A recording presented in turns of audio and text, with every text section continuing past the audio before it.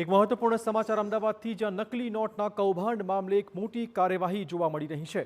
સત્યમ યોગ ફાઉન્ડેશનના પ્રદીપ ગુરુજીની કરાઈ ધરપકડ।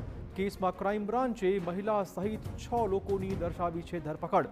કૌભાંડી પ્રદીપ ગુરુજી રાજકીય નેતાઓ સાથે ધરાવતો હતો ઘરોબો। આશ્રમની અનેક નેતાઓ લઈ ચૂક્યા છે ભૂતકાળમાં મુલાકાત। રાજકોટમાં પણ પટેલ ફાઉન્ડેશનના નામથી યોગ ક્લાસ ચલાવતો હતો આ પ્રદીપ ગુરુજી। થોડા વર્ષોથી પ્રદીપ ગુરુજીએ સુરતમાં ચાલુ કર્યો હતો પોતાનો યોગાશ્રમ।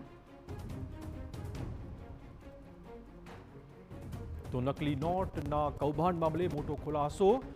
અત્યંત ગુપ્ત રીતે ચાલતો હતો આ નકલી નોટનો કારોબાર।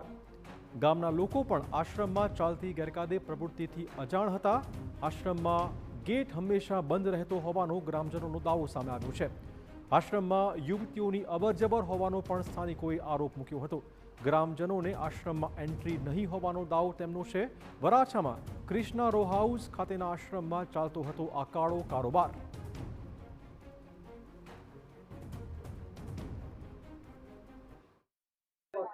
અમદાવાદ ક્રાઇમ બ્રાન્ચની ટીમ દ્વારા જે 2 કરોડથી વધુની નકલી ચલની નોટો ઝડપી લીધી છે। આ રેકેટમાં કામરેજ તાલુકાના ધોરણપાટી ખાતેલા એક આશ્રમની પણ સંડોવણી બહાર આવી છે। કે પૂરેપૂરી આશંકાઓ સેવાઈ રહી છે કે આશ્રમ છે તેમાં આ તમામ રેકેટ ચાલતું હતું। ત્યારે આપણી સાથે હાલ સ્થાનિક છે જે રીતે આજે ગામમાં જે આશ્રમ આવેલો છે સત્યમ યોગ ફાઉન્ડેશન તેની સંડોવણી બહાર આવી છે। કઈ રીતે જુઓ છો, કેટલા સમયથી આશ્રમ કાર્યરત હતો? આશ્રમ છેલ્લા 8-10 વર્ષથી કાર્યરત છે। આશ્રમમાં વાત એવી ચાલતી હતી કે ભાઈ અહીંયા દવા, આયુર્વેદિક દવા મહારાજ આપે છે। આશ્રમનો ગેટ કોઈ દિવસ ખુલ્લો રહેતો નહોતો, એટલે ગામના માણસોને શું કરે છે એ ખબર હતી નહીં। ઘણીવાર છોકરીઓ, જુવાન છોકરીઓ બી રાત્રે ફરિયામાં આટાફેરા કરતા હોય, એ બી ફરિયાદ અમે એમને 1-2 વખત કરી છે। ગામના આગેવાનોથી માનીને ગામના માણસો અને ફરિયાવાળાએ તો એમણે તે સમયે એવું કીધું કે ભાઈ હવે પછી નહીં આવે। અને અંદર શું કાર્ય થતું હતું એ આજે અમને પણ જાણવા મળ્યું છે કે ભાઈ 2 નંબરની નોટો છપાતી હતી।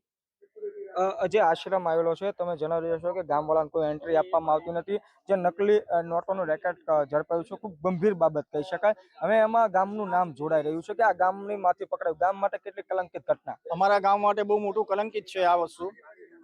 અમે તો એવું માનીએ છીએ ગામ તરફથી કે ભાઈ આ આશ્રમ સદાને માટે બંધ થઈ જવો જોઈએ। એનું કારણ છે કે આવી પ્રવૃત્તિઓ ચાલતી હોય, ગામના માણસોને કોઈને ખબર હોય નહીં, અને કાલે કદાચ કોઈક મોટી ઘટના બને તો એના જવાબદાર કોણ?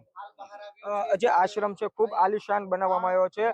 ગાડીઓ છે, ઘોડીઓ છે, બંગલાઓ છે। ક્યાંથી આ બધો રૂપિયો ક્યાંથી આવતો હશે? જે આશ્રમ સંચાલક છે તેનું નામ શું છે? આશ્રમ સંચાલકમાં કોણ છે એ તો ખબર નહીં। પ્રદીપભાઈ કરીને કોઈ ભાઈ છે, એ આશ્રમના મેઇન માણસ છે, અને અહીંયા આગળ બહારથી જ માણસો આવે છે, એટલે સંચાલન એનું કોણ કરે છે એની તો અમને બી ગામના કોઈ પણ વ્યક્તિને ખબર નથી, કારણ કે ગામના માણસોને એ લોકો અહીંયા એન્ટ્રી આપતા જ નથી, સમજી લો। જે બિલકુલ, તો આ હતા સ્થાનિક તેઓ દ્વારા ગંભીર આક્ષેપો જે આશ્રમના જે સંચાલક છે, જે મહારાજ છે પ્રદીપજી, તેના પર કરાવવામાં આવ્યા છે।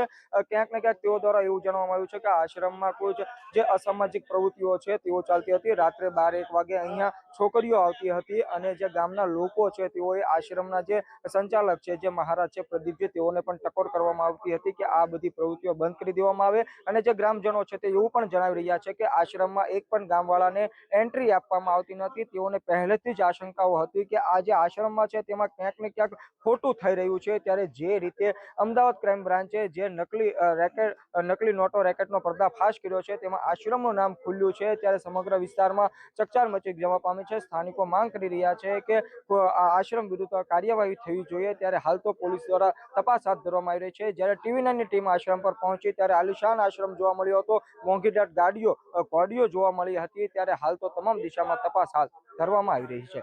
મેહુલ ભોકાળવા, TV9 સુરત। ઉલ્લેખનીય છે કે ક્રાઇમ બ્રાન્ચે સુરત અને અમદાવાદમાંથી કરોડોની નોટો કબજે કરી છે। તપાસમાં સત્યમ યોગ ફાઉન્ડેશનની ગાડીમાં નકલી નોટની હેરાફેરી કરાતી હોવાનો પણ ખુલાસો થયો હતો। એટલું જ નહીં, નોટની સપ્લાય માટે આયુષ મંત્રાલયના બોર્ડવાળી કારનો ઉપયોગ થતો હતો।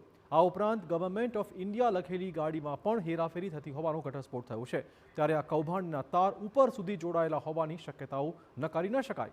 ત્યારે અમદાવાદ ક્રાઇમ બ્રાન્ચે નોટ છાપવાનું પ્રિન્ટર સહિતની મશીનરી જપ્ત કરીને આ કેસમાં તપાસ શરૂ કરી છે।